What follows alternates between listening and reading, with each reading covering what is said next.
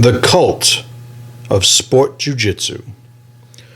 What's up, folks? This is Justin Garcia, a.k.a. Master Chim, and I'm here with the White Cult. White boy Pat Patrick Kelly. What's up? And welcome to another episode of The Pressure Project. ThePressureProject.com is our website. Info@ThePressureProject.com is our contact email. The Pressure Project. No, that's not a site anymore. I was about to say the old one. Well, it still works. It'll just forward to the Warrior Project. The Warrior, I can't keep track of what's going on. TheWarriorProject.com is our membership site. Check it out.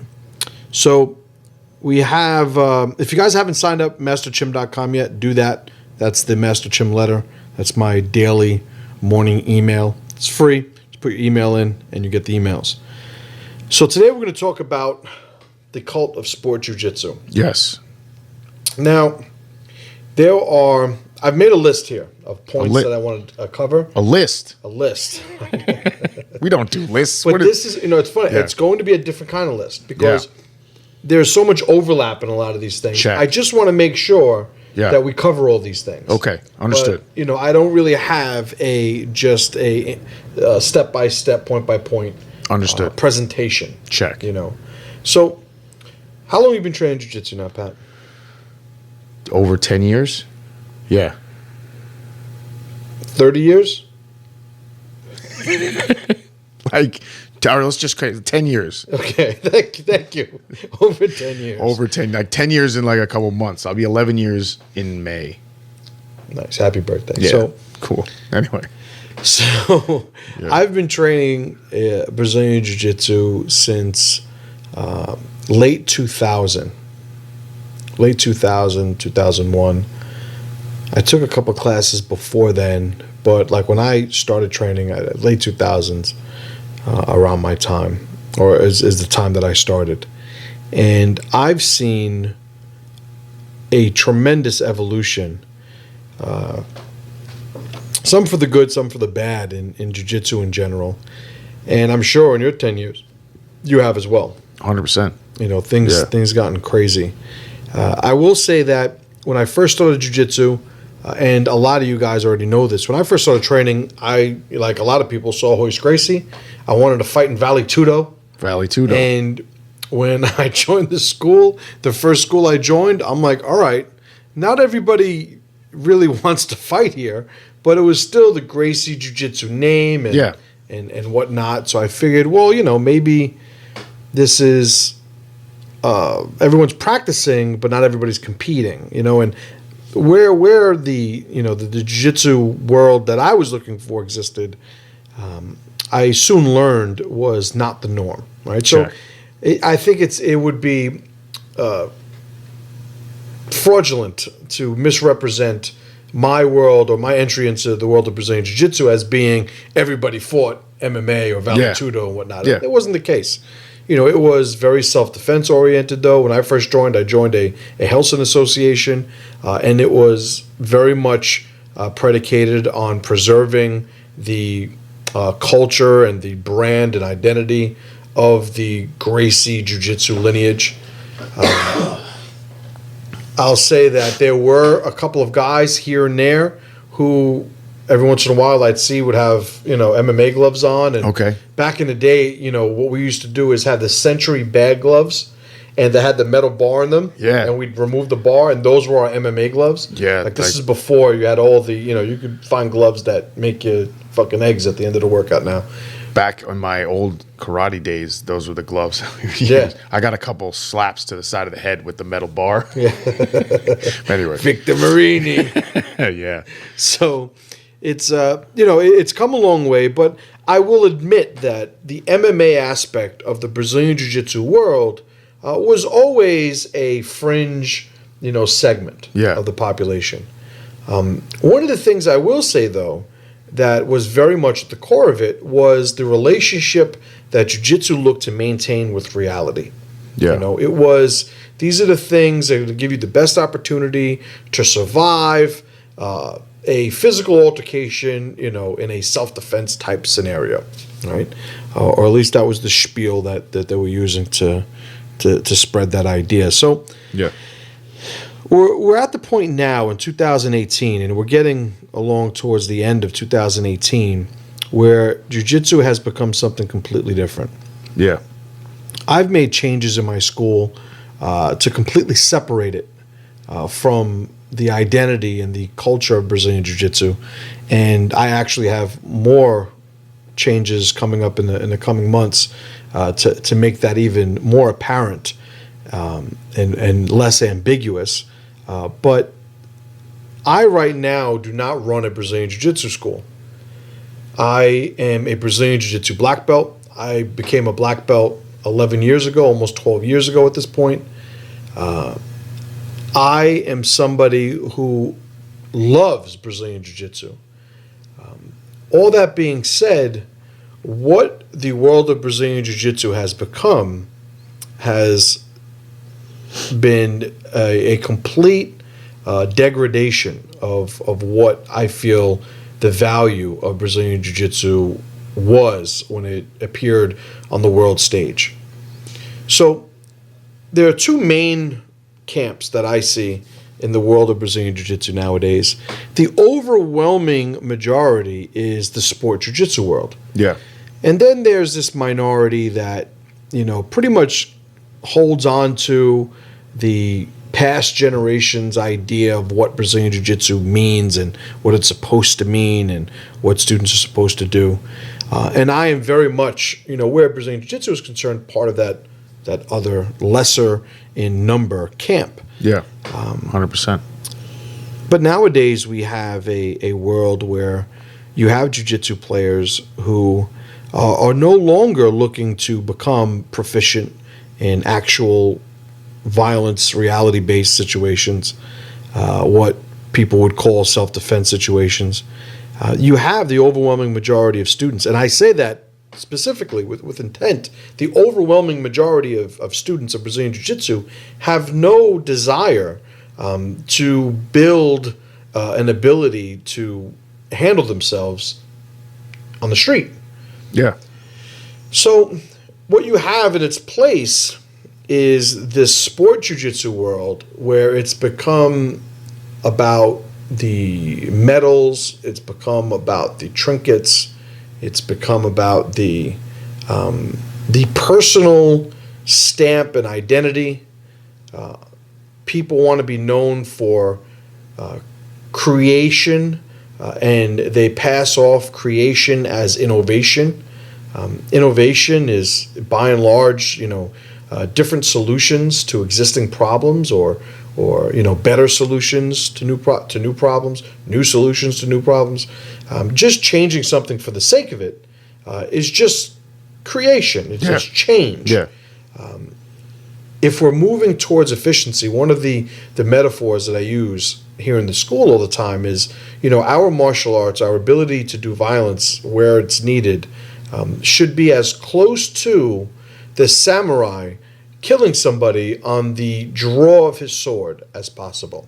100%. Yeah. Every other swing is inefficiency. And using that sort of paradigm to guide what it is that we're doing, we're always trying to remove the frivolous. We're always trying to remove the extra, the excess. Always trying to trim the fat. So back to the world of Brazilian Jiu-Jitsu, a lot of things have come to be. One of which is the just complete domination of the world of sport jiu-jitsu by the IBJJF.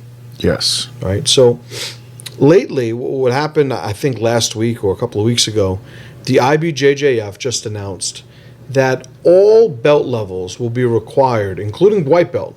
Will be required to pay a yearly membership fee to the organization, in addition to the registration fees for the actual competitions themselves. Yeah. So here's the thing. The backlash that we're seeing on social media against this is completely understandable. I am of the school of thought where it's completely ridiculous that you're asking these people to join a for-profit organization. Yeah. A lot of people will say, well, you look at judo, you look at, other amateur athletic, organizations, and they have yearly memberships, and it's the same thing. Well, the difference is number one, it's not a for-profit. There's politics everywhere, but it's not a for-profit venture, number one. And also, you kind of have benefits when you join those other organizations. It might be, discounted travel. It might be, some form of, membership has its privileges sort of thing. Yeah. It's not you have to pay to play, period, end of sentence, like it is with the IBJJF. So the IBJJF, I believe, and, I got these from secondary sources. Their sentiment was this is going to help prevent the sandbagging that goes on in tournaments. Well, as somebody who's been a black belt in Brazilian Jiu-Jitsu for over 11 years, almost a dozen years now, the whole idea of sandbagging is complete bullshit. Okay, so this is what needs to happen, and you saw this, and you see this in the control that the IBJJF is looking to put over the world of jiu-jitsu.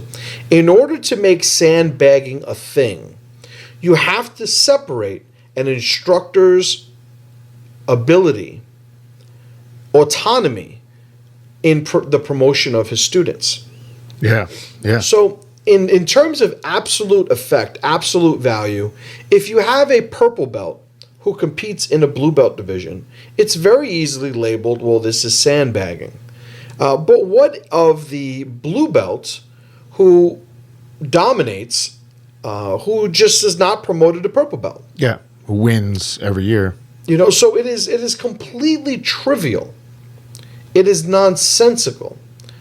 It makes sense to me that if you have sport, and you have, let's say, somebody wins the Blue Belt World Championship, it would only make sense that he would not be allowed to enter the Blue Belt division the following year. 100%. Right? Yeah. That would make sense. But the problem with this, or the obstacle of it, is that this is married to what was a very personal, a lot of times informal and organic process that occurred within the academy when this person gets promoted. Yeah.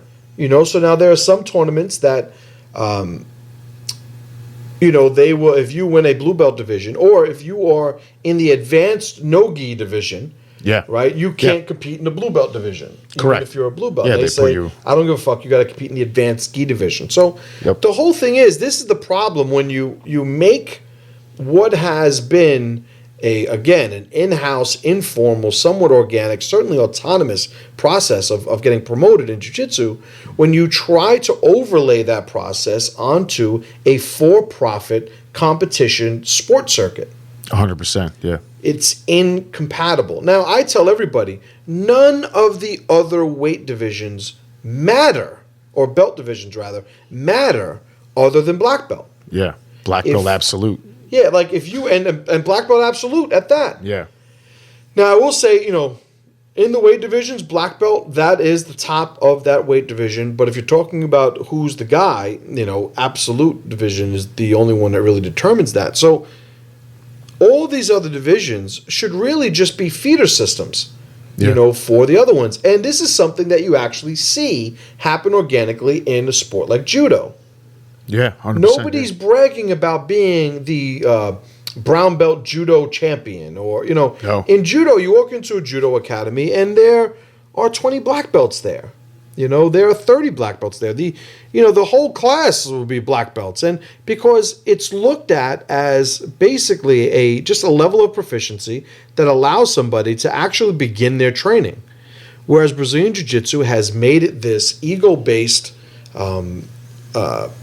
Sort of just arrogant / insecurity based merit system that completely leaves what the intent of the system is in its first place. You're the white belt world champion. Right. You have people who are saying white belt world champion, blue belt world champion, purple belt world champion. And they think that they're celebrating themselves as actual world champions. And these are things that we should do for kids. Yeah. The Little League game, Yeah. But it's like, you want them to celebrate, that they won the big game and the T-ball championships and stuff, and you're teaching them all these different values, but we're talking about adults. Yeah, these are grown men. We're talking about adults who who think they're actually elite level competitors at these lower belt levels. Now, let me add a little caveat to that. There certainly are elite level competitors at these other belt divisions. But by and large, in today's age, they're being groomed to be the most competitive black belt when they get there that they can. 100%. But the overwhelming majority of participants in the system are never going to be elite level competitors. Yeah, that's true. Right? So when you look at how the IBJJF treats the competitors, number one, and like I've been around a long time, there has always been, and when the competitions were held in Brazil, this was even more prevalent because there was less of a system of checks and balances. The accountability wasn't as prevalent as it is today, just because of the videos and things like that. But everybody knew if you were American, you always started off like 3 points down. Submission only. Like that's just how it was. You were never getting a call in Brazil. I don't know how many people got disqualified because of leg locks and stuff. Okay. And the Brazilians' reluctance to, concede that this new skill set had any merit. Nobody wants to spend 20 years building an impassable guard to get leg locked by a wrestler. True. Nobody wants. I get the thought process. I don't agree with it, but obviously I understand it. But nowadays, you still have a bias that presents itself, reveals itself. I recall watching a match, I don't know when it was. Sometimes like this, it's like this incestuous group of competitors that are always going against each other. But I think it was Keenan versus somebody else who got, Keenan got robbed in a match. Keenan Cornelius got robbed in a match. That was just recently? It might have been. Yeah. It might have been. I just saw it recently, but it might have been from the past summer, whatever. Yeah. But he had basically not been given points that his opponent was given points for. He wound up losing. And there's no recourse. Yeah. There's no recourse. Yeah. It's like, this is the end of the match. Fuck you. Go home. You don't like it. Don't show up again. That's the answer you get. Yeah. Because this is a for-profit company who has arguably a monopoly on that level of competition. Yeah. In jiu-jitsu. In the gi, yeah. So it brings me to, so the greatest athletes on the planet need to pay to participate in this. Just a yearly fee. Right. Do all the Brazilians pay? I don't know. If you're, Carlos Gracie, who owns the IBJJF, he's the kingpin of sport jiu-jitsu. Do all the Gracie Baja guys have to pay? I don't fucking know. And I guess it is what it is. But if you're talking about creating some sort of body that regulates the pride, the integrity, the standards of a given sport, like, are you talking about a for-profit organization that is just looking to maximize how much money they're making? Yeah. So what you get now is and this is where I start to take issue with a lot of people that do the complaining.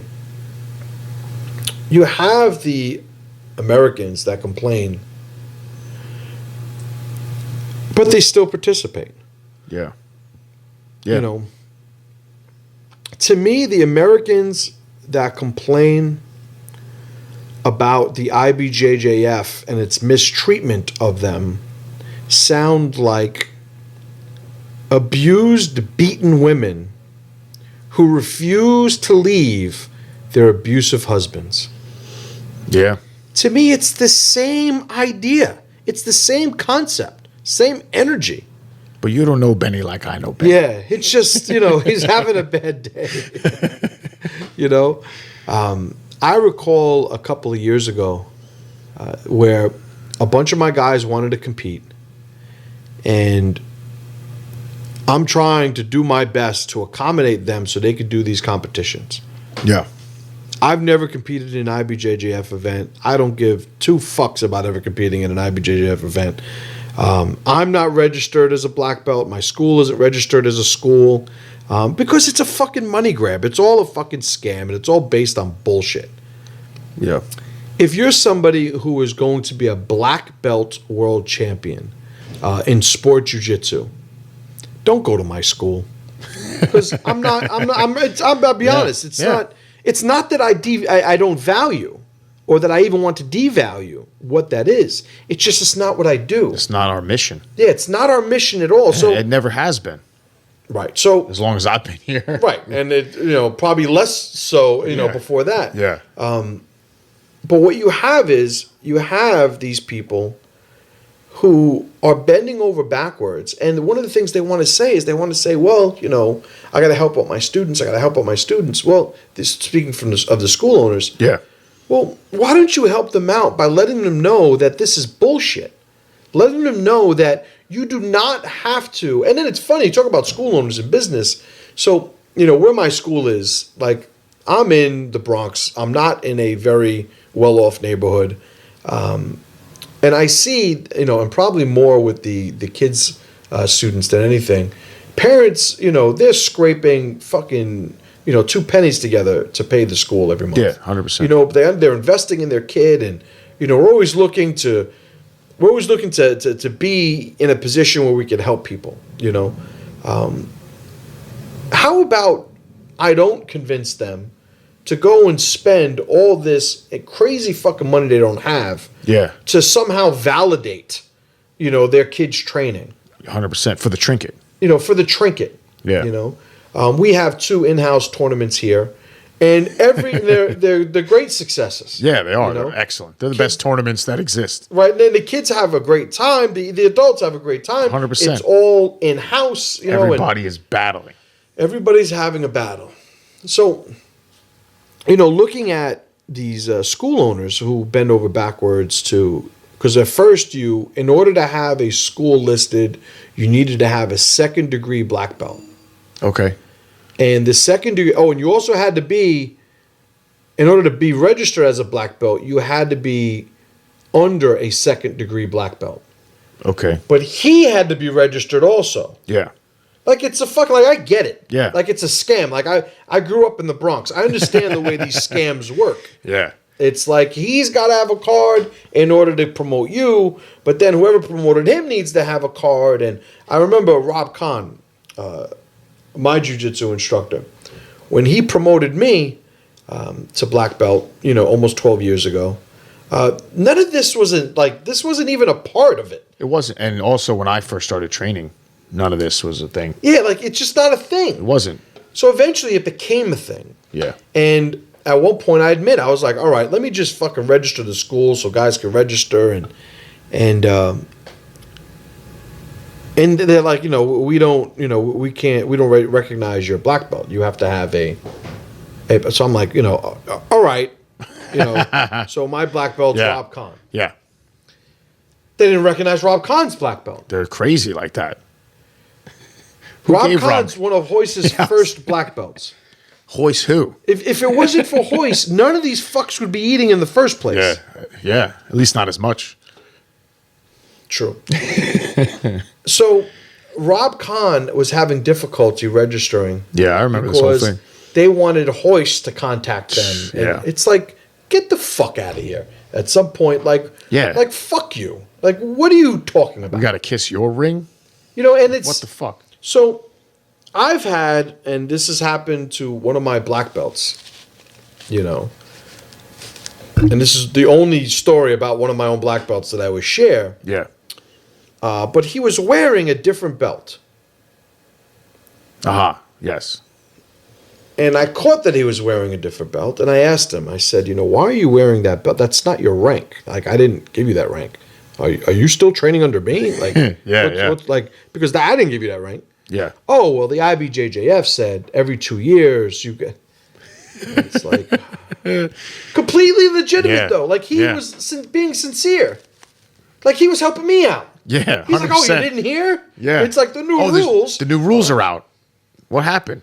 Yeah. So this is what's happening. Crazy. This is what's happening, and this is what happens with the obsession, with the trinkets, and everybody that supports it. So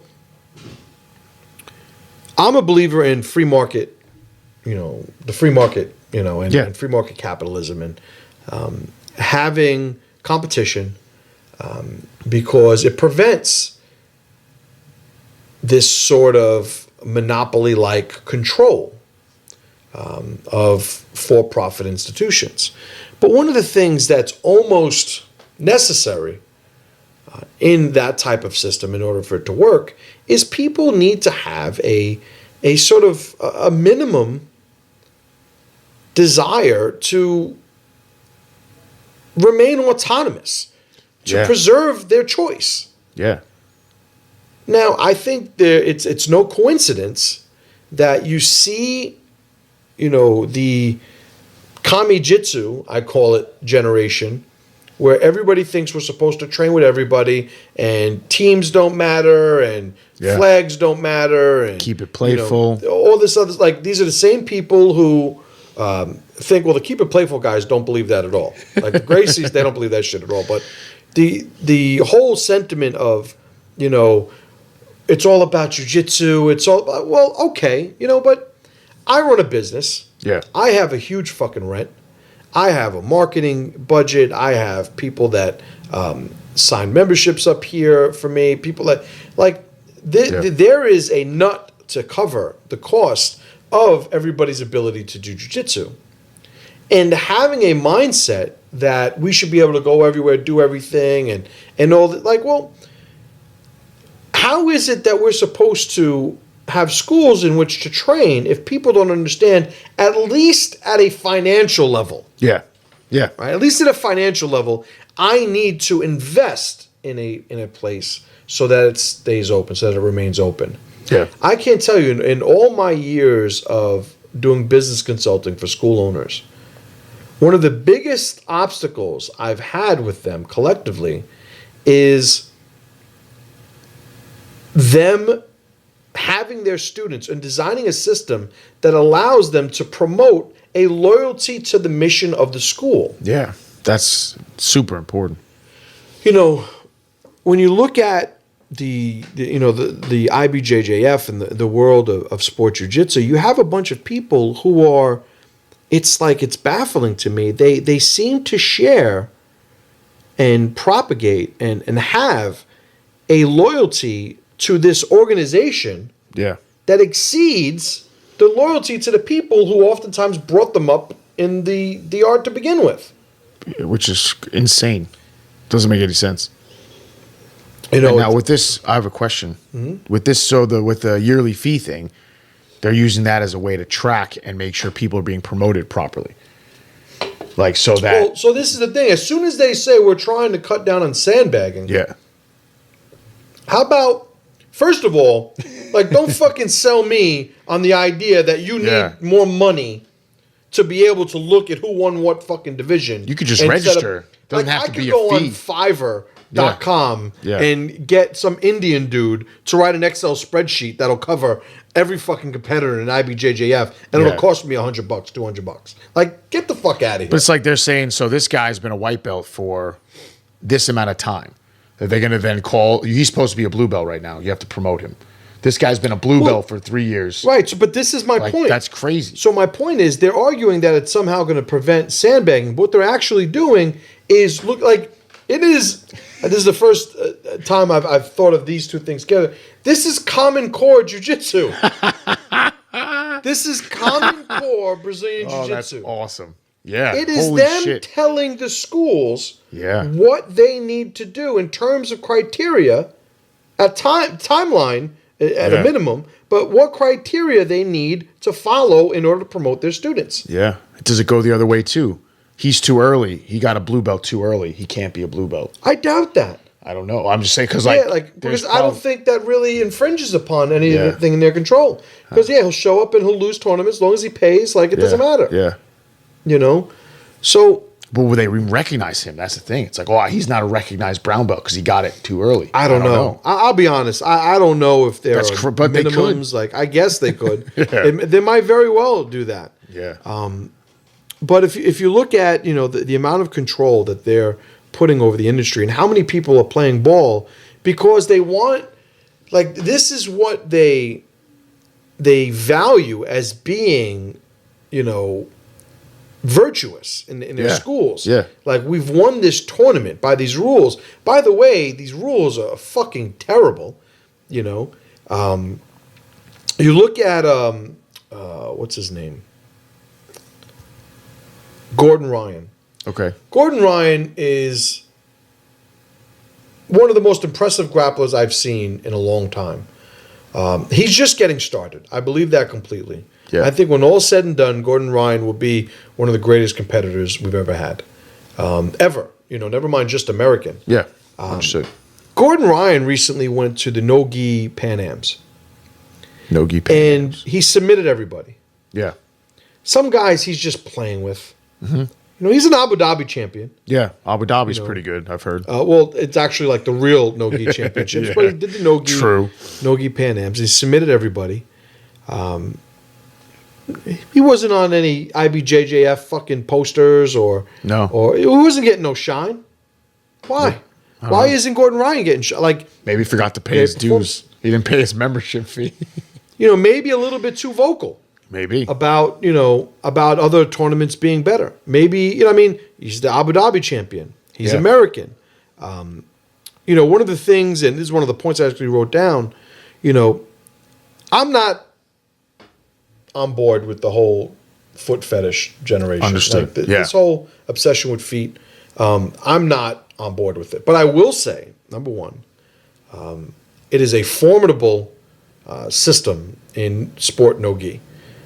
I concede that completely. Doesn't match my reality, mission, my street mission, my self-defense mission, so there's that. But I will say one of the things that I do very much respect and appreciate about the no-gi world and what this new, Leglock obsession has done is it's fighting the IBJJF's control in the most organic free market of senses. 100%, yeah. This obsession with leg locks and John Danaher's Danaher Death Squad, and I'm actually pointing towards Manhattan as I'm saying this. That's like, that's what that was. They've put it on the map at a level that people just aren't used to seeing. I think it was, who's Gordon Ryan's teammate? Which one? Cummings? No, the very good one. I don't know. The more senior one. Oh, fuck. Gary Tonin? Gary Tonin, I believe heel hooked Imanari in a no-gi match. Yeah, that's pretty. So Imanari is like the guy, the Imanari roll. Like he was one of these, and you saw it with a lot of Japanese guys, years ago, where they were the ones who were doing all this freaky leg shit. Yeah. I think it was Chonin or Konin. Ryu Chonin is the one that did the inverted heel hook on Anderson Silva, like the spinning fucking inside heel hook. Yeah. Like they were known as being these weird, innovator sort of leg lock guys. But it wasn't until, from an observer's point of view, that Danaher's guys, his crew, started doing it, that it became like this now social meme, this cultural component in the world of grappling. And it's fighting the IBJJF organically, and that is a good thing. Now, I will say that the fact that the gi guys have always hated leg locks is exactly, I think, the conflict that we need, because I don't see them as making concessions and putting in no-gi worlds or the no-gi Pan Ams, heel hooks. Yeah. Like I don't see that happening. I see a huge backlash from a lot of, at least the Brazilian component, to doing that. So all that being said, when I'm looking at, what is Brazilian Jiu-Jitsu, what is sport Jiu-Jitsu, I think people need to get over the fact that they think Carlos Gracie has their best interests at heart. They need to stop looking at the IBJJF as, the thing that validates their training. Yeah. To say that, this is where you go to get the best competition and this, luckily that's not remaining the case anymore. That's not really, it's not being reduced to that anymore. because there are so many other, and I think we're going to get into the power player because I think this is an appropriate segue. The power player for this episode are the competing tournament promoters. Yeah. So all these guys that are running other promotions that are not the IBJJF, who understand and are using as part of their marketing the anti-IBJJF perspective, or at least the not the IBJJF perspective. Like these guys need to, they're not only the people who, sure, they're trying to make money, like of course, whatever. Yeah. I, for one, tell you right now, hashtag MAGA, like I'd rather American promoters get the money than people bringing money out of the country, if that's the case. 100%. But I'm always going to look to support, at the very least, the free market. Having people understand, like I tell people all the time, like, look, if you want to compete, like the way that I treat competition with my guys, like, well, if I'm not a sport jiu-jitsu guy, like, well, what do I think about competition? I think that competition provides a pressure that is useful. It's a useful tool in allowing people to level up in their training. Pressure and uncertainty. Right. 100%. Pressure, uncertainty, and it allows for an environment that cannot be replicated in your home school. 100%. It's very limited. I think when you first join the school, that pressure, that uncertainty, that anxiety that you're forced to deal with is a great tool and a great contributor to the evolution of the student. I think there comes a point where competition now needs to be applied. I'm somebody who competed so many times in gi, no gi, MMA. I've done the competition thing. A competition would be something else for me now. Yeah. It wouldn't be the thing to help me achieve my next level of development 100%. as I see it. Yeah. I would do it if I enjoyed it, All the guys here compete. They do. Like, right, and that's one of the kickers. Like, we've been raised that way. Everybody goes to compete, and it's always encouraged. Yeah. But the guys that want to compete in the IBJJF, I actually have, and I'm not even going to say their names because I might fuck my guys up. Like I tell my guys, go and compete under his team. I don't give a fuck. Yeah. Like, yeah. I've had a lot of guys compete under other schools because the other schools did the whole fucking membership and they're paying the man and all that stuff. Yep. Because I don't care. Yeah. At the end of the day, I don't care. I've had a lot of students leave here citing, well, I want to do more competition. I want to pursue competition. And some of these guys have left to go to very successful competition schools. For some reason, I never see them fucking win anything. True. I never see them go anywhere. So it's not like we don't do jiu-jitsu. It's not like, I mean, to toot my own horn for a second, I was in Abu Dhabi in 2005. 100%. It was kind of hard getting to the point where I was invited to it. Yeah. I've won my share of tournaments. I still, admittedly, watch tournament matches every day. All the time. Like, and share them with us, too. Like, all the time. Yeah. On the private Jungle Gym Tribe page. Like, I'm always breaking down things. Like, I am still a fan of sport jiu-jitsu. Yeah. But I don't need to have a kingpin sitting at the top of the mountain in order to have this produced. There have been, I remember back in the day, there was a huge competition between Grappler's Quest and Naga, right? Yeah. Grappler's Quest was Brian Simmons, Naga was Kip Kohler, and both of them ran great tournaments. Both of them had, good times and bad times. Both of them were it was a cowboy era. So there was a lot of cowboy shit going on, Yeah. And I knew how to play the cowboy game as much as anybody else. 100%. There are a lot of refs to this day that still fucking hate me from having to ref one of my guys, with me on the sideline, because I played the game. Now, I will say, when I look at the IBJJF, like, I am not removing or not ignoring everything they've done in terms of, creating a level of organization, and what it is that's happening. And I think there's value in that.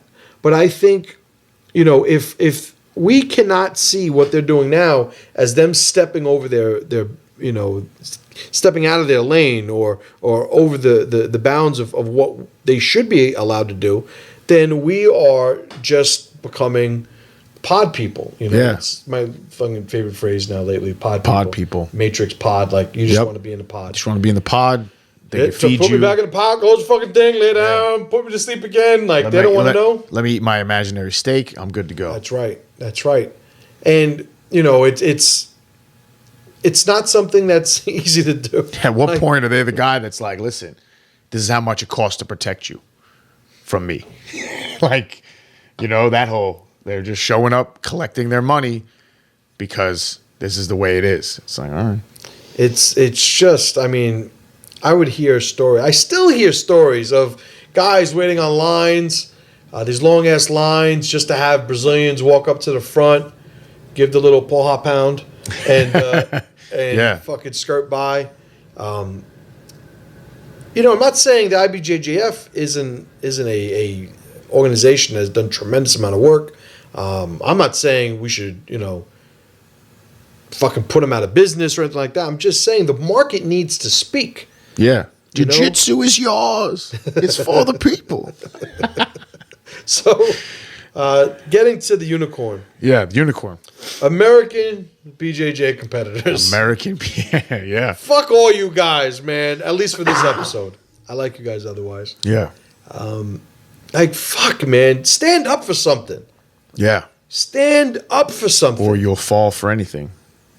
Oh, like abused woman. You don't know. He loves me in his own special way. But the metal's so shiny.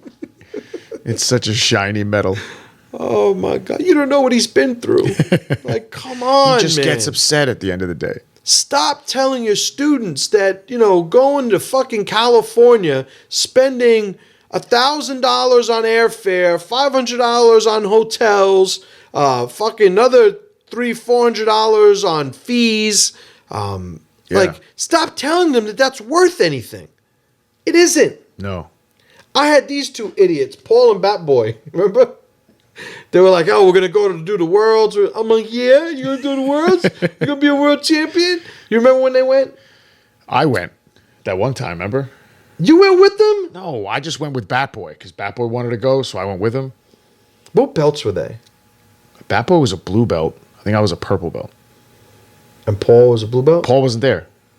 Oh, you didn't go with Paul? No, I went with Bat Boy because Bat Boy was like, "I want to go," and I said, "I'll go with you." And you were like, "Yeah, go ahead." That was a long time ago. Yeah, but it's like, I remember thinking, like, okay.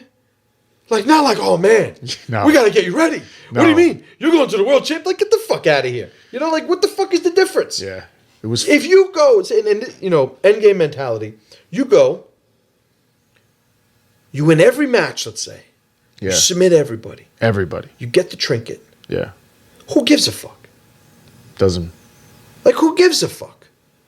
Does it mean you're better than you were before? Maybe. All right, that's a little bit of a, because the experience is worth something. But you might have had 10 fucking lemons show up that day. Yeah, you're the best guy who showed up that day. Let me tell you, especially, back in the day, this was an every tournament occurrence because tournaments weren't as frequent as they are. But still today, you don't fucking know who's showing up in your division. You might have a fucking manimal show up in your division. In the first round, you lose. And it's just another day of competition. Yeah. That's all it is. You go to one of these other tournaments and, you know what fucking pisses me off the most? It's nauseating when you have the guy who gets the medal and he didn't compete against anybody. Oh, man. The empty division. Yeah. And they're happy with it, and they posted on Facebook that they did something. I remember talking to one guy who was upset and everything, and because he got the medal, and I'm trying to help him out, and I don't know, I must have been a softie this day or whatever. I remember telling him, well, you know what? You did the training. You showed up. Like, I followed that whole thing. Yeah. Fuck that. It's fucking terrible. They tried to do it with Isaiah, try to give him a belt one day because there was no one in his weight class. They moved him up so he could fight heavier, but they were like, well, here's your belt. And we said no. He said no. I guarantee you they were looking at you like you were a fucking weirdo. 100%. Like, we don't need that shit. We've had some drawback. Like, there's some tournaments that'll give a fourth place medal.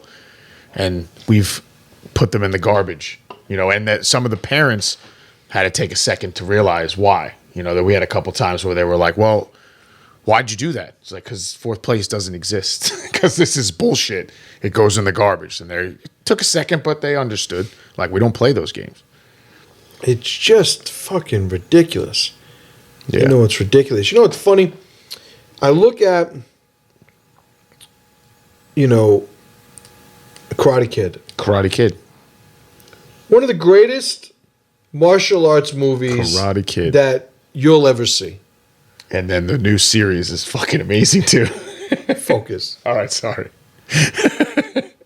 Karate Kid. An incredible mentor, apprentice, master student story of metaphor being presented as technique, or the technique being, distilled from him learning all these other lessons while also learning how to do karate. Yeah. Also, the belts are bullshit. Well, the great moment in the movie is the tournament where Miyagi steals a belt. Boy, black belt. Steals the belt and gives it so he can be in the black belt division. Because nobody gives a shit. Nope. Did everybody forget that fucking movie? Yeah, pretty much. Like, that is what it is. Belts are bullshit. We have an episode called that, right? Yeah, we do. We've touched on it quite a bit. Many episodes. Yeah, I'm changing everything in this school. We're not supposed to reveal till December. I'm not going to do it, but I have to distance myself from the world of sport jiu-jitsu as much as possible. My guys that compete, listen, I have guys that have fought MMA, and some of them will be watching this, who they win a lot of tournaments. Yeah. But when they fight, they go through some shit. And all that shit's still there when they go and win all these medals. Yeah. And they know it. Yeah, 100%. They know it. They understand. It's different. Yeah. But if they were just allowed to go and do these tournaments, they would never have to admit it, let alone work on it. 100%. Yeah. Pressure to power is the rule. Yeah. You are not going to get anywhere unless there's pressure. Yeah. And there's a certain point where if you are a high-level competitor, you have to find the pressure in order to continue to grow, to continue to evolve. But all the while, I've seen world champions in Brazilian Jiu-Jitsu, legitimate world champions, who are pieces of shit, who betray their instructors, betray their friends, betray and don't give a fuck about their students. They're going from one team to the next team to the next team. That's not what I want. That's not what I want for, my kids. Yeah, no way. I would never, if somebody were to tell me, and this is a weird hypothetical, but just to illustrate the point, if somebody were to tell me, if you join Gracie Baja, if you join Henzo's, if you join Checkmat or Atos or one of these different things, you will be a black belt world champion next year. Yeah. I don't understand. It's that's not a carrot on the stick. That's not a worm on a hook. No, that's a piece of shit on a shovel. Is that supposed to motivate me? I don't understand. That in and of itself has no value. None. We choose the value that we assign to that world championship. What did the guy go through? Where did he come from? Yeah. And you have tons of guys who are world champions, and then their school shuts down. Right, and when you look at what is I've always contended that it's legacy, a strong legacy, and a good death, right? So on the legacy point, the people who leave their instructors and they sacrifice every alliance that they've ever made, they burn every bridge just to get a chance to get that trinket at the top of the mountain. At the end of the day, 5 years, 10 years, 20 years, who do you think you will be? Yeah, 100%. You're the guy who left his fucking coach. Yeah, but you got that medal, though, and it's so shiny. Oh, Man, I just wrote a fucking quote the other day. I'm going to read it. I got to find it. And this is all like, I might have been when I was writing the outline for this episode. Yeah. This might have been what was in my head at the time. On a side note, the whole leg lock thing, you still teach us leg locks, just to be clear. It's not that, some people will be, like the one student that you had that went to another school and they said, oh, you can't do this move because he was submitting everyone with it. Oh, yeah. So let's remove it. We learn leg locks. We do everything. Yeah, you learn heel hooks your first month. Like, yeah, like we do everything. If it's a heel hook class and you're learning a heel hook right from the beginning. But it's understood that is not. Do you remember when Gold Dust submitted that dude, that brown belt? Yeah. So Gold Dust, former student, wound up passing away. Yeah. Loved the dude. Still got along, even though he left. I remember one day he calls me, and I'm not going to shout the guy out who he tapped, although it would be fucking entertaining. Yeah. But my guy's a blue belt, right? Gold Dust is his nickname. Yeah. And he's a blue belt. And he goes, oh, remember this dude that came by to train today? So a brown belt from another school who I was, friends with came through. I was friends with the school, not the guy particularly. Yeah. But he came by to roll, and Goldust submitted him with a chin bar. Yeah. And Goldust was nasty at the chin bar and submitted him. And the guy was like, what are you doing? You're not allowed to do that. Yeah. And he was like, well, what the fuck are you talking about? Yeah. And he's like, you're not even a brown belt. You have to be a brown belt before you can do knee balls. And Goldust is trying to explain to me, he wasn't he was hilarious, but he wasn't the most articulate guy. Yeah. He's trying to explain to me how he didn't understand what he meant. Yeah. Like he sat there looking at him like he was speaking, like, what are you talking about? What do you mean? That doesn't even make any sense. Yeah, great story. But leg locks, yeah, absolutely. Yeah. No information is withheld. But we understand the place in the scheme of reality. Right. If you're in a street fight, falling back for a heel hook, you're a fucking idiot. Right. We saw a black belt compete, right? Who I remember this. He's competing in an MMA match, which you think, MMA. all right, it's good, but it's novice MMA, right? What is it? You can't punch people on the ground. Can't punch people in the face on the ground. Oh, okay. You could punch them in their shoulder. The nipples. Their shoulder, the nipples. Like you could batter their fucking nipples. Yeah. He goes in this match, and he's fighting MMA, so you want to say, oh well, he's fighting MMA. Yeah, new pressure. But he's fighting novice, kind of gay. He's fighting a guy who's 0-1, who fought recently, who's like a striker, who you saw in his first fight, like is not ready for MMA yet. You choose that guy, a little bit gayer, but then you see the fight. He closed the distance, and then he pulls for an ankle lock. Yeah. Like, you can't get punched in the face. So that's like the safest move you could do. Yeah, super safe. Super safe. Yeah. But this is a sport guy. This guy isn't a fighter. First time you ever got ankle locked. I got blue belts that would impregnate him, Yeah. I'm getting emotional, Pat. I'm going to get back on point. Okay. So this is my I was just buying you time so you can get your quote. I appreciate it. Tangent, man. Yeah. So the quote is, most men need to remain oblivious to their hypocrisies in order to function, with most of them nowhere near strong enough to survive the waking up process. That's what happens when a society is built making minimum payments on the comforts it enjoys. It's a debt that can never be repaid. So you look at the world of jiu-jitsu. When you are the guy who has never been punched in his face, has no grit in a violence sense,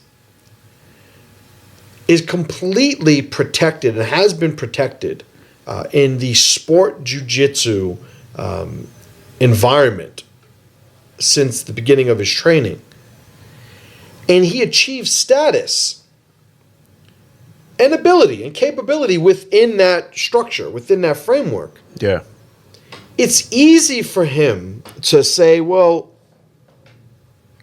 sport jiu-jitsu is just as good as anything else, and you could defend yourself. It's good. The hypocrisies, he's not even aware of. Yeah, he's not. He may very well think, this will work in a fight. Yeah. Why? Because he's never been in a fight, so he has no point of reference. 100%. And all the guys that are training him are saying it's going to work in a fight. So Yeah. people he trusts are telling him Yeah, that. so he believes them And 100%. there is no distinction between what he's doing and what he sees Hoist Gracie doing back in '93. He's Yeah. like, yeah, I do that. Yeah, So that's exactly what would happen. If I went, that's what would happen. 100%. That's what happens. And that's what they're oblivious to the hypocrisies. Yeah. But what they now the comforts that they're enjoying, for which they will never be able to repay, and they are making minimum payments on, metaphorically, is the reputation of Brazilian Jiu-Jitsu. Yeah. Brazilian Jiu-Jitsu would not have become Brazilian Jiu-Jitsu had it been presented to the world in its current state. True. Because I know too many Jiu-Jitsu guys, black belts in Brazilian Jiu-Jitsu, that are phenomenal competitors that I know for a fact would crumble in a real-world environment. Whenever I see black belts, successful competitors, go and do MMA, like I get a little chubby every time I see it. It's like, yes. Yeah. Yes. Some of them do really well. Some of them don't do anywhere near as well as they do in sport, but they're fucking going after it. They're putting it on the line. When I saw Ryan Hall saying Yeah. he's going to do MMA, Yeah. it's like fucking A. He's fighting BJ Penn next. Yeah, like that's I'm actually happy that he's getting the opportunity because I think it's a great chance for him to maximize what he's good at in a fight. But I remember Gary Tonin, who we were just talking about, started fighting MMA. It's like, yes, it's exactly what needs to go on. And you see, like he's got to work on his striking. He doesn't need any of that shit to win all the trinkets. No, of course not. But he's still pushing himself. He is climbing a new ladder.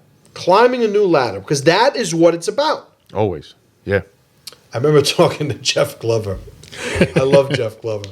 I asked him, I said, how come you never do MMA? He goes, you kidding me? I'll get fucking killed. Fucking hilarious. But at least owns it. 100%. Doesn't sit there talking about, Well, because, no. He's just like, tells the fuck truth. that. Yeah. Those guys are nuts. Oh, man. All right, Pat. Yeah. The code of sport jiu-jitsu. Break it down. So, what is your mission?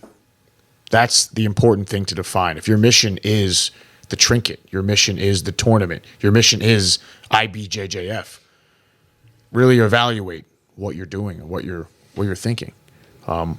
Is your team, your tribe, is that the importance, or is this organization or any organization that provides you with an opportunity to compete, is that who you're loyal to? That needs to be clearly defined, and you need to square that shit away ASAP. And if there's any sort of confusion, unfuck yourself as soon as possible. That's it. That's all I got to say about that. Well said. So, when I started training Brazilian Jiu-Jitsu, my goal was to be a martial artist. My goal was to be somebody that had a discipline that was forged during training that the average person could not endure. I was going to be a better version of myself. I was going to expose myself and make myself vulnerable to the pressures and the anxieties of competition only as a means by which I would become a better version of me. The idea of what it was to be a black belt was Nietzsche's Übermensch. It was, I'm going to get to the point where I've removed all of these, inadequacies, these flaws, these inconsistencies in who I was, and my character, and my behavior, to become this, again, better version of me. Sport jiu-jitsu has never presented itself as a means by which you become a better version of you. It's not to say its pursuit is not chock full of benefits and improvements that one experiences. But when we look at what powers and influences we are giving the people who are providing this environment, providing these opportunities to compete, we need to hold them to task. They are here to help us be better versions of us. Why else would somebody think that a blue belt world championship is worth half a shit? It's not because the status in and of itself has real world value. It's what that represents to the individual. That needs to be at the core of whatever it is we pursue when it comes to competing. Competition has always been the preparation, the ritual respect given to reality. Right? Combat games, combat sports are what allows us in the off season to keep our sword sharp. It allows us to preserve the spirit of the warriors that are tasked with bringing violence should the situation and the need arise to do so. It is not to separate that and make it its own individual mission in and of itself. Sport jiu-jitsu should be there to help you, the martial artist, not the other way around. When I look at what the IBJJF is doing, they are treating people as if they should be privileged to help the IBJJF gain more control. Unfortunately, and I say unfortunately on purpose, I think there is a shortage of people with the integrity, the grit, and the commitment to actually do something about it. I'll continue to be the person that's ostracized. I'll continue to be the black sheep of the jiu-jitsu community. I'm okay with that. It's all right. Because I'm not trying to please anybody other than my students, other than my mission, other than my children. These are the things that matter to me. Not being the guy that has the most likes, the most trinkets, the most fans, the most geese. This fucking stupid shit.